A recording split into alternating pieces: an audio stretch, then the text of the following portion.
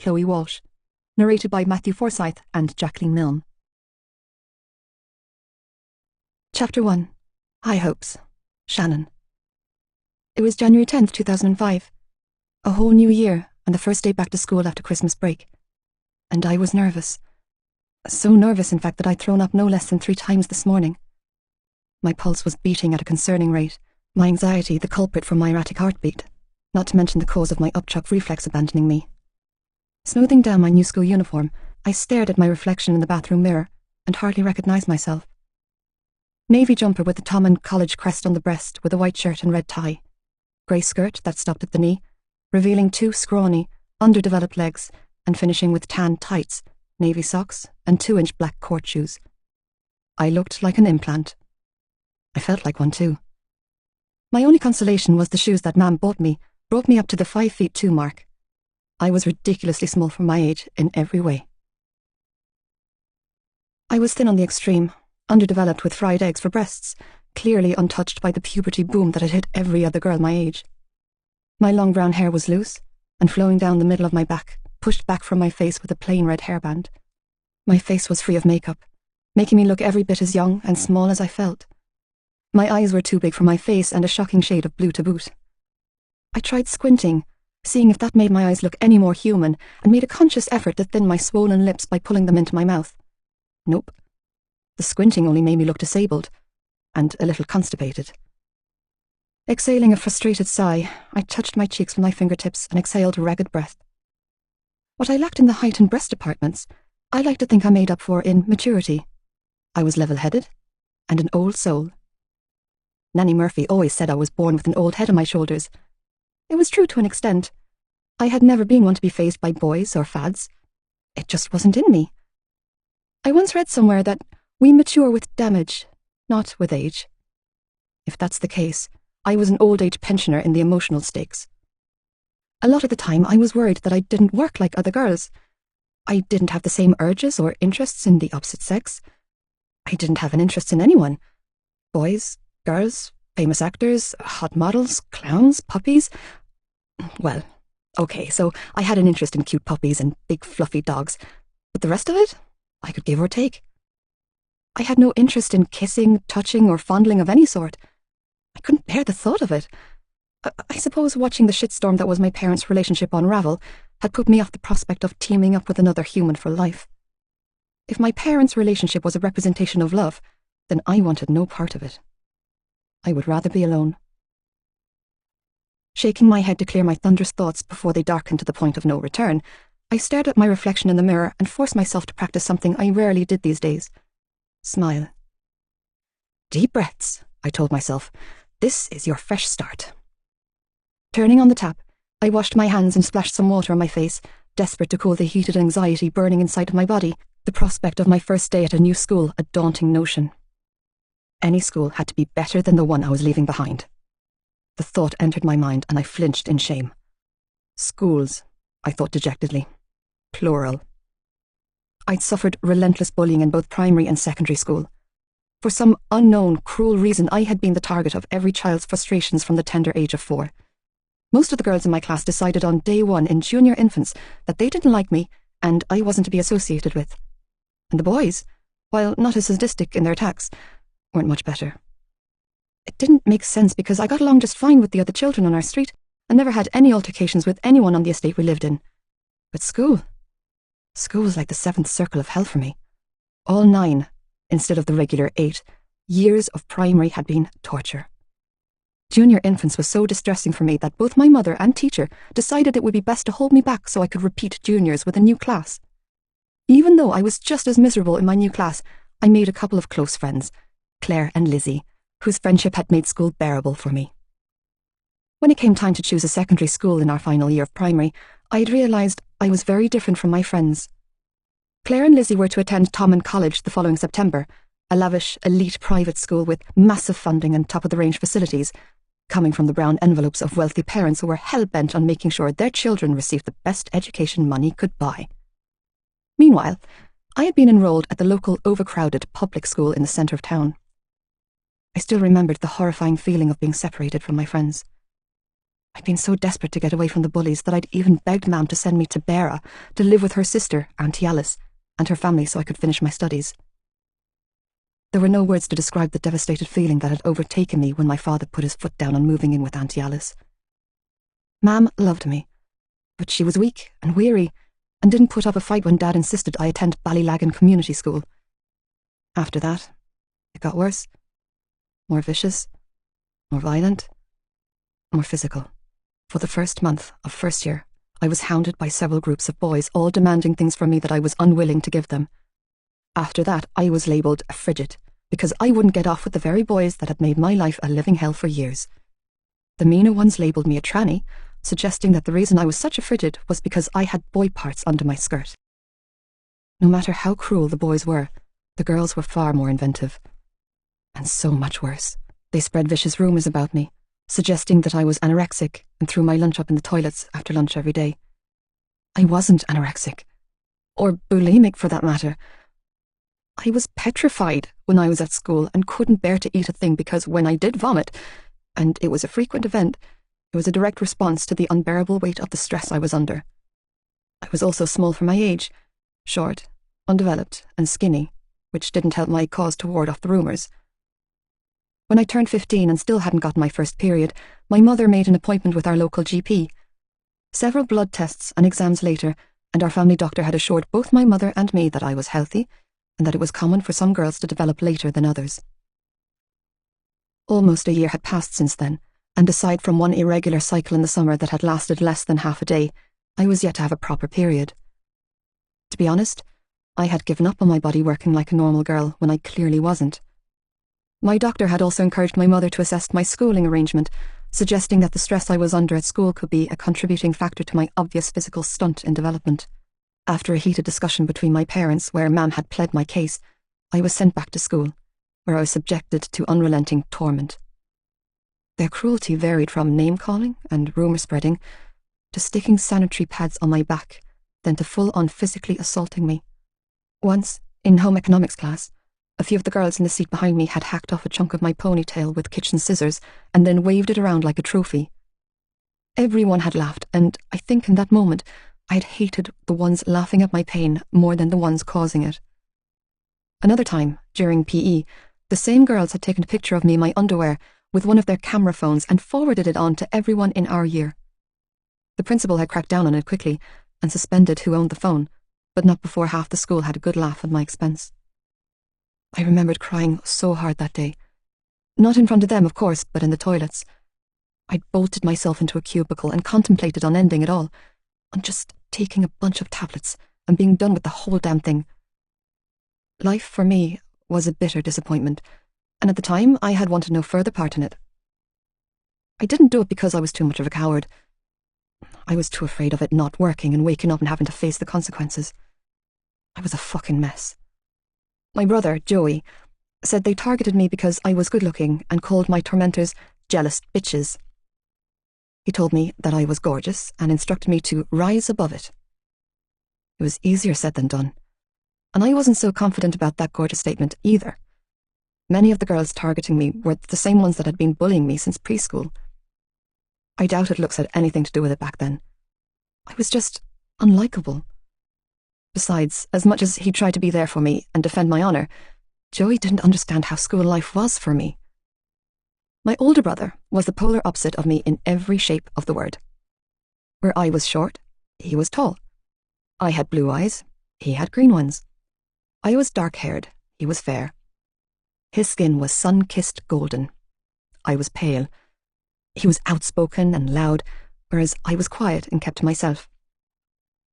The biggest contrast between us was that my brother was adored by everyone at Ballylagan Community School, aka BCS, the local public secondary school we both attended.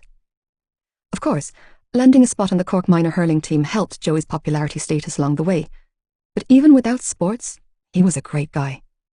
And being the great guy that he was, Joey tried to protect me from it all, but it was an impossible task for one guy. Joey and I had an older brother, Darren, and 3 younger brothers, Tig, Ollie, and Sean.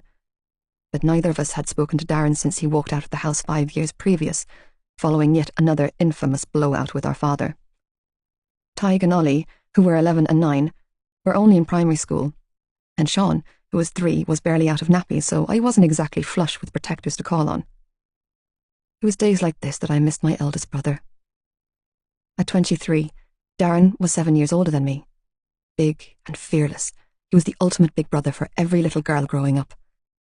From a small child, I had adored the ground he walked on, trailing after him and his friends, tagging along with him wherever he went. And he always protected me, taking the blame at home when I did something wrong. It wasn't easy for him, and being so much younger than him, I hadn't understood the full extent of his struggle. Mum and Dad had only been seeing each other a couple of months when she fell pregnant with Darren at 15. Labelled a bastard baby because he was born out of wedlock in 1980s Catholic Ireland, life had always been a challenge for my brother. After he turned 11, everything got so much worse for him. Like Joey, Darren was a phenomenal hurler, and like me, our father despised him. He was always finding something wrong with Darren, be it his hair or his handwriting, his performance on the field, or his choice of partner. Darren was gay, and our father couldn't cope with it. He blamed my brother's sexual orientation on an incident in the past, and nothing anyone said could get it through to our father that being gay wasn't a choice. Darren was born gay, the same way Joey was born straight and I was born empty. He was who he was, and it broke my heart that he wasn't accepted in his own home. Living with a homophobic father was torture for my brother. I hated Dad for that, more than I hated him for all the other terrible things he had done through the years. My father's intolerance and blatant discriminating behaviour towards his own son was by far the vilest of his traits. When Darren took a year out from hurling to concentrate on his leaving cert, our father had hit the roof. Months of heated arguments and physical altercations had resulted in a huge blowout where Darren packed his bags, walked out the door, and never came back. 5 years had passed since that night, and aside from the annual Christmas card in the post, none of us had seen or heard from him. We didn't even have a phone number or address for him. He as good as vanished. After that, all the pressure our father had put on Darren was switched onto the younger boys, who were, in our father's eyes, his normal sons. When he wasn't down at the pub or the bookies, our father was dragging the boys off to training and matches. He focused all of his attention on them. I was of no use to him, what with being a girl and all that. I wasn't good at sports, and I didn't excel at school or any club activity. In my father's eyes, I was just a mouth to feed until 18. That wasn't something I had come up with either. Dad told me this on countless occasions. After the 5th or 6th time, I grew immune to the words. He had no interest in me, and I had no interest in trying to live up to some irrational expectation of his. I would never be a boy, and there was no point in trying to please a man whose mind was back in the 50s. I'd long since grown tired of begging for love from a man who, in his own words, never wanted me. The pressure he put on Joey concerned me, though, and it was the reason I felt so much guilt every time he had to come to my aid. He was in 6th year, his final year of secondary school, and had his own stuff going on. The GAA, his part-time job at the petrol station, the leaving cert, and his girlfriend, Aoife. I knew that when I hurt, Joey hurt too. I didn't want to be a burden around his neck, someone he was constantly having to look out for, but it had been that way since as far back as I could remember. To be honest, I couldn't stand to look at the disappointment in my brother's eyes another minute in that school, passing him in the hallways, knowing that when he looked at me, his expression caved. To be fair, the teachers at BCS had tried to protect me from the lynch mob, and the guidance teacher at BCS, Mrs. Falvey, even organised fortnightly counselling sessions with the school psychologist throughout second year until funding was cut. Mam had managed to scrape together the money for me to see a private counsellor, but at €80 per session, and having to censor my thoughts at my mother's request, I'd only seen her 5 times before lying to my mother and telling her that I felt better. I didn't feel better. I never felt better. I just couldn't bear to watch my mother struggle. I despised being a financial burden on her, so I sucked it up, slapped on a smile, and continued to walk into hell every day. But the bullying never stopped. Nothing stopped. Until one day, it did. The week before Christmas break last month, just 3 weeks after a similar incident with the same group of girls, I'd come home in floods of tears, with my school jumper ripped down the front and my nose stuffed with tissue paper to stem the bleeding from the hiding I'd taken at the hands of a group of 5th-year girls, who'd vehemently suggested that I'd try to get with one of their boyfriends. It was a bold-faced lie, considering I never laid eyes on the boy they accused me of trying to seduce, and another in a long line of pathetic excuses to beat me up. That was the day I stopped. I stopped lying. I stopped pretending. I just stopped. That day wasn't just my breaking point. It was Joey's too.